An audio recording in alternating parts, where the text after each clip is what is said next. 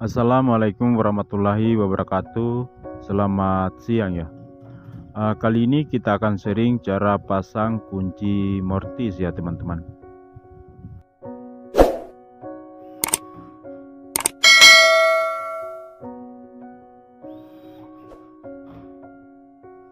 Jadi kunci mortis ini ada beberapa model ya teman-teman. Baik itu mortis, handle ataupun silindernya ya teman-teman. Tapi apabila kita sudah tahu pasang salah satunya, maka sudah tentu kita pasti tahu cara pasang kunci mortis model yang lainnya ya teman-teman.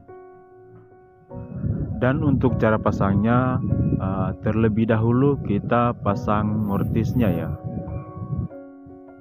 Sesudah kita pasang mortisnya, setelah itu kita pasang handle-nya ya. Tapi di sini untuk kunci mortis yang model sekarang ini saya pasang ini agak sedikit rumit ya, sebab barangnya asing-asing ya, terpisah semua, satu biji, jadi agak sedikit rumit. Dan supaya tidak gagal paham, simak terus videonya ya teman-teman.